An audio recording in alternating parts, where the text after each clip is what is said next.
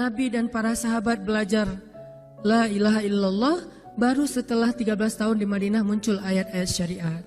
Syariat umroh, syariat haji, syariat puasa, syariat tilawah, syariat hijab. Sehingga ketika ayat hijab turun, perempuan-perempuan yang sudah belajar la ilaha illallah selama beberapa tahun tidak lagi sulit untuk menerapkannya. Begitu ayat hijab turun dibacakan oleh Nabi di dalam masjid, semua sahabat-sahabat mendengar itu dengan sangat perhatian. Lalu mereka semuanya pamitan, ya Rasulullah kami ingin pulang. Ngapain pulang? Mau ngasih tahu ke istri-istri kami supaya berhijab. Emang kamu punya istri? Oh iya ya, enggak. Ada yang jomblo berharap punya istri, terus ngasih tahu ke siapa yang jomblo-jomblo? Itulah kasihannya ya. Enggak, bisa ngasih tahu ke kakaknya, adeknya, apalah, siapalah, mantannya mungkin. Pulang ngasih tahu ke istri-istri mereka, saudari-saudari mereka, putri-putri mereka. Dan perempuan yang mendengar ayat ini dibacakan langsung menutup kepala mereka dengan benda apapun yang ada di tangannya. Mau jemuran, mau baskom, mau apa. Pokoknya pegang apa, tutup langsung. Hijab. Kenapa? Ini perintah Allah. Gak mungkin Allah memerintahkan kita sesuatu kecuali ada kebaikan di dalamnya. Itu aja pertimbangannya. La ilaha illallah. Bukan kenapa? Kan lebih nyaman gak pakai hijab. Kan ini, kan itu. Enggak. Satu aja alasannya. Alasan la ilaha illallah. Kalau ini perintah Allah, sami'na wa ata'na. Itu dampak dari la ilaha illallah. Dikasih perintah sesulit apapun, termasuk Zainab dengan Zaid bin Harisah. Pernah kan baca kisah Zainab di surat Al-Ahzab? Mungkin kapan-kapan kita bahas itu. Efek dari la ilaha illallah. Tiba-tiba Nabi datang kepada Zainab. Sebetulnya Zainab ini ada hati kepada Nabi Muhammad. Siapa sih yang gak punya hati untuk Rasulullah ya? Semua cewek juga pasti mengidam-idamkan pengen jadi istri Nabi. Karena otomatis istri Nabi itu adalah dijamin surga. Siapa yang gak pengen jadi istri Nabi? Di surga nanti punya rumah, satu rumah dengan Nabi. Kan keren banget. Kita bisa jadi tetangga Nabi aja di surga udah keren banget. Apalagi serumah dengan Nabi. Semua cewek juga pengen jadi istri Nabi, termasuk Zainab. Dan itu hal yang wajar. Pas Nabi datang ke rumah Zainab, Zainab udah kegeeran. Nabi bilang kepada keluarga Zainab, saya ingin melamar Zainab. Zainab udah bahagia. Untuk Zaid, untuk Zaid, bukan untuk Rasulullah. Zaid? Siapa Zaid? Anak angkatnya Nabi Muhammad SAW, bekas budak. Mirip-mirip dengan Julaibib. Julaibib itu edisi Madinah, Zaid itu edisi Mekah. Ada dua cowok jomblo yang sama-sama pernah diuji dengan masalah jodoh. Zaid edisi Makkiyah, Julaibib edisi Madaniyah. Dua-duanya jomblo. Dua-duanya orang biasa, gak punya daya tarik. Followersnya gak ada, 0. Bukan selebgram sama sekali. Kata Rasulullah, aku melamar Zainab untuk putraku Zaid bin Harithah, anak angkatnya Nabi. Zainab menjawab apa? Ya Rasulullah, saya gak cinta sama Zaid. Jawaban yang sangat wajar kan? Dan jawaban yang paling sering kita dengar sekarang kan? Maaf ya, aku gak ada perasaan, kita jadi adik kakak aja. Itu kan standar ya? Standar banget lah kayak gitu-gitu. Maaf ya, kita jadi temenan aja. Maaf ya, aku gak ada perasaan apa-apa selama ini. Maaf ya, dan segala macam. Dengan bahasa-bahasa halus tapi nolak intinya. Kenapa gak bilang aja, udah gak usah kesini lagi. Kan jelas ya. Ini dengan bahasa, ya Rasulullah, aku tidak cinta kepada Zaid. Karena cinta juga pertimbangan yang penting. Dan Nabi juga tidak mengizinkan kita menikahkan putri kita dengan seseorang yang putri kita tidak berkenan dengannya. Tetap harus ditanya, ya Rasulullah, saya tidak cinta dengan Zaid. Turun ayat. Katakan kepada orang-orang yang beriman, laki-laki dan perempuan, kalau Allah sudah memerintahkan sesuatu, tidak ada kalimat yang keluar dari lisan mereka kecuali sami'na wa ata'na. Nabi bacakan ayat ini kepada Zainab. Zainab mendengar, ya Rasulullah, Allah yang menyuruh ini. Ya kata Rasulullah, sami'na wa ata'na. Kebayang gak tuh? Efek dari apa? La ilaha illallah. Jadi la ilaha illallah itu bukan cuma kalimat zikir, bukan cuma kalimat doktrin ideologi, bukan cuma masalah teologi secara teoritis, bukan. Ini dampaknya kepada akhlak, dampaknya kepada ibadah, dampaknya kepada banyak pilihan hidup dari la ilaha illallah. Orang kalau nggak baik la ilaha illallah pasti susah memilih pilihan-pilihan dalam hidupnya. Kalau tidak baik la ilaha illallah pasti susah untuk berperangai, sabar, memaafkan. Itu semuanya ada hubungannya dengan la ilaha illallah. Sama kayak Abu Bakar, ketika dia sakit hati kepada orang yang memfitnah anaknya, dia cari tahu siapa orang yang pertama menyebar hoax tentang Aisyah. Ketahuan, dilaporin, diperkarakan sama Abu Bakar. Tiba-tiba turun ayat dari Allah, janganlah orang yang memiliki kelebihan harta di antara kalian bersumpah untuk tidak lagi membantu saudaranya gara-gara sakit hati. Hendaklah dia berlapang dada dan memaafkan. Itu perintah Allah, berlapang dada dan memaafkan. Terus konsekuensinya apa? Balasan janji Allah apa? Ala tuhibbuna ayyaghfirallahu lakum? Tidakkah kamu suka jika Allah memaafkan juga kesalahan-kesalahan kamu? Jadi deal-dealannya dengan Allah, bukan dengan makhluk. Enak aja saya maafin dia, untung di dia, rugi di saya. Enggak. Kalau kita transaksinya dengan makhluk, kita rugi. Tapi kalau kita transaksinya dengan Allah, kita untung.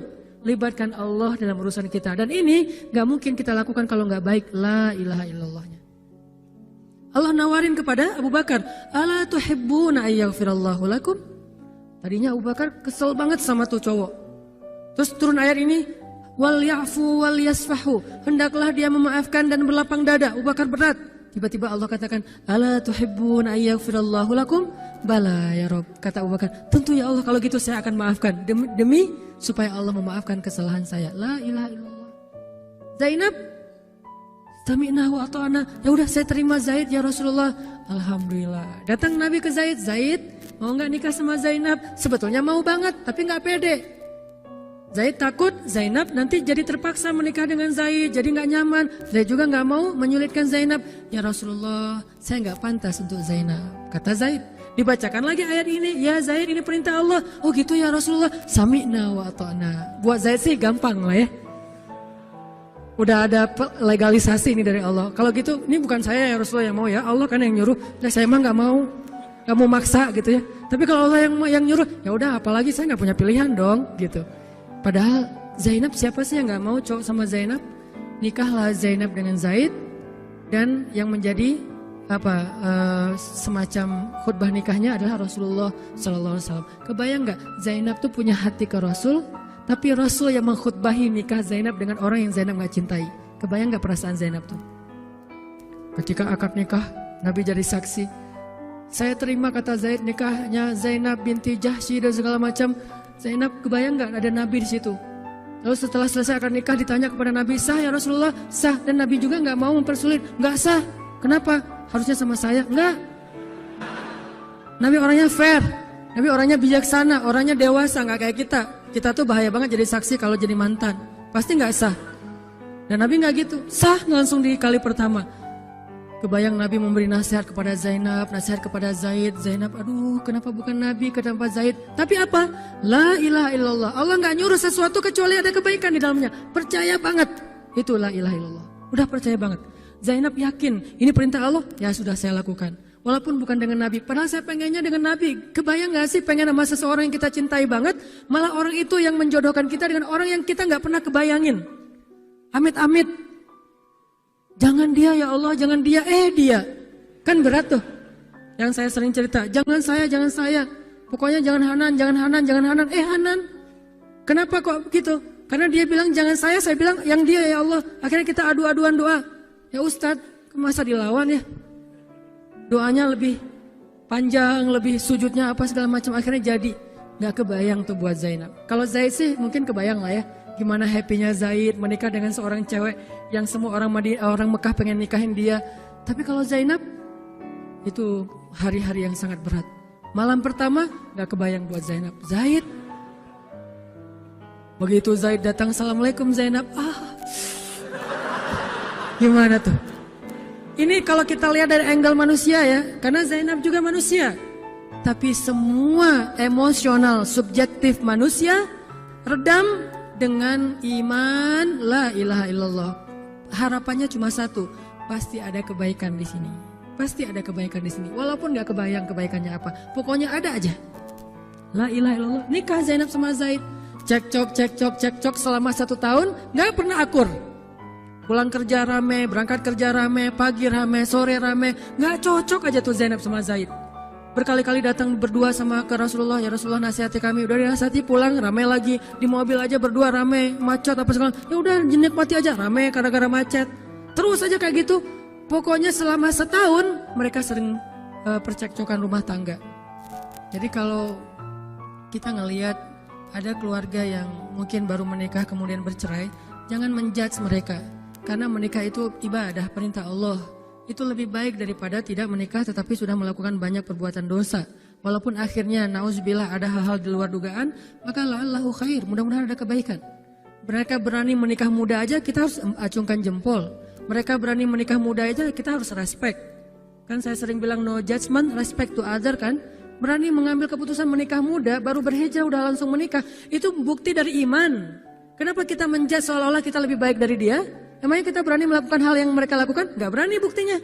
Berarti dia lebih baik daripada kita. Walaupun kesudahannya, kalau mereka bercerai setelah menikah baru beberapa lama, ada yang lebih soleh dari mereka juga bercerai baru setahun menikah. Zainab dengan Zaid, dua-duanya dijamin surga. Dua-duanya dijamin surga. Pernikahan mereka cuma bertahan setahun.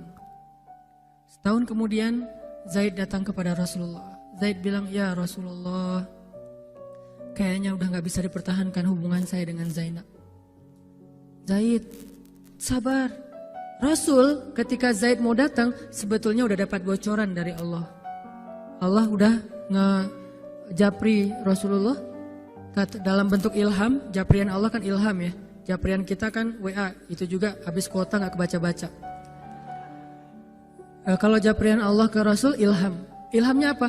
Kalau nanti Zaid datang, nanti baca di surat Al-Ahzab.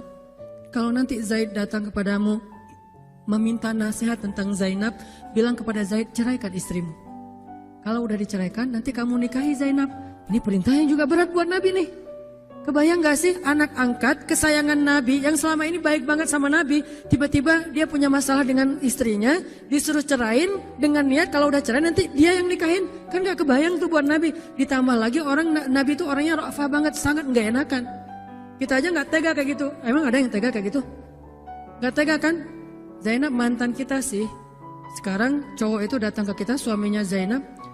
Ustadz, gimana nih Zainab? Perlu saya pertahankan? Emang kalian dari awal udah gak cocok, cerai aja deh. Kenapa? Entar lagi gue mau nikahin Zainab. Gak kebayang kan? Kok Ustadz ngomong kayak gitu? Dapat ilham. Berat kan? Nabi itu kayak gitu loh, kondisi emosional beliau yang zulzilu, terguncang. Gimana nih caranya? Saya nggak enak banget, nggak tega banget sama Zaid. Kebayang wajah Zaid polos gitu. Ya Rasul gimana nih? Aduh, mau dibilangin ceraikan aja nggak tega. Mau dibilang pertahan tapi Nabi bilang suruh cerai, Allah suruh ceraikan. Akhirnya Nabi memilih emosionalnya, bukan perintah Allah. Wahai Zaid, tahan istrimu, jangan ceraikan. Padahal kata Allah suruh ceraikan. Lihat beratnya Nabi waktu itu. Akhirnya Zaid pulang, gitu ya Rasul. Ya pulanglah Zaid, Nabi gak enak banget sama Allah. Terus akhirnya Zaid sampai ke rumah, namanya Allah yang nyuruh kan gak bisa dirubah ya. Kun fayakun, cerai juga tuh walaupun Nabi bilang sudah bertahan. Allah marah kepada Nabi. Kata Allah, kamu merasa gak enak kepada manusia, tapi kamu merasa enak kepada saya. Diadu oleh Allah tuh coba, emosional. Nabi langsung sujud, ya Allah ampuni saya benar-benar, saya tahu saya gak enak sama Allah, tapi juga saya gak tega sama Zaid. Kebayang gak sih ya Allah wajah Zaid yang polos kayak gitu, disuruh cerain terus saya nikahin istrinya. Gimana perasaan Zaid? Wahai Muhammad, kamu merasa gak enak kepada manusia, tapi enak kepada saya Muhammad. Astagfirullah ya Allah, minta ampun Nabi semalaman. Ini benar-benar gak kebayang sama Nabi. Tapi Allah pengertian lah, tahu Allah, Nabi itu bukan mau gak taat sama Allah, cuma emang gak tega banget sama Zaid. Akhirnya Allah ngambil keputusan sendiri, Zaid cerai dengan Zainab. Setelah selesai masa iddah Zainab, Allah katakan, Muhammad sekarang datang kepada Zainab, lamar Zainab. Dengan berat hati Nabi, tok pelan gitu, berharap gak dibukain pintu. Langsung udah ditunggu ternyata sama Zainab. Eng gitu, bukain pintu. Pas Nabi datang, Assalamualaikum, Waalaikumsalam gitu. Zainab udah punya firasat. Nabi mengatakan, Zainab, ada perintah dari Allah. Apa ya Rasulullah? Sami'na wa ata'na. Belum juga dikasih tahu. Sami'na. Allah menyuruh saya untuk melamar kamu Zainab. Untuk siapa ya Rasulullah? Curiga kan? Jangan-jangan orang lain lagi nih. Untuk siapa ya Rasulullah? Untuk saya. Masya Allah gitu. Cuman Zainab kan gengsi gitu lah. Masa cewek harus teriak-teriak gitu kan ya? Oh gitu. Padahal masuk ke dalam kamar. Wah gitu ya. Gigit jari apa, gaya-gaya cewek lah ya. Oh gitu, ntar ya saya pikir-pikir dulu sih. Saya istiqoroh dulu, Nabi diistiqorohin. Udah diterima, sami'na wa ata'na. Dan inilah khair, kebaikan yang diharapkan oleh Zainab. walaupun gak pernah terbayang, gak mungkin dong Zainab berpikir akan cerai setelah setahun kan. Tapi dia hanya yakin Allah itu gak mungkin nyuruh sesuatu yang gak ada kebaikannya buat kita. Gak mungkin, mustahil. Karena Allah gak pernah zalim kepada hambanya. Kenapa Allah kok muter-muter dulu kayak gitu? Allah pengen lihat Zainab itu menikahi Muhammad karena Allah atau karena dirinya sendiri. Kalau karena Allah, coba yang selain Muhammad berani nggak? Ternyata berani. Karena itu dia menjadi layak untuk Muhammad. Kalau dia nggak menerima Zaid, mungkin Zainab tidak akan pernah jadi istri Nabi karena tidak layak. La'allahu khair. Ini buah dari la ilaha illallah. Begitu juga yang masih culun-culun, yang mungkin badannya belum kebentuk, yang jerawatan misalnya kayak gitu, tiba-tiba memimpin pasukan militer yang jumlahnya ribuan, yang barisan pertamanya kibarus sahabah, sahabat-sahabat senior, as-sabiqun al-awwalun minal muhajirin wal ansar. Termasuk siapa di dalamnya?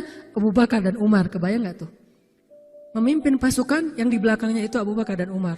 Maju, Abu Bakar dan Umar, ya, maju. Usama, kebayang Usama yang nyuruh. Abu Bakar, segaya. Umar maju. Zaid, anaknya Zaid. Tapi tidak ada yang bisa membantah. Kenapa? Itu wasiat Nabi sebelum wafat.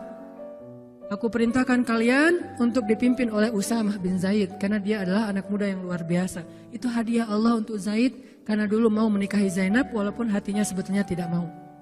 La'allahu khair, la ilaha illallah. Masing-masing dikasih kebaikan dengan cara-cara yang berbeda.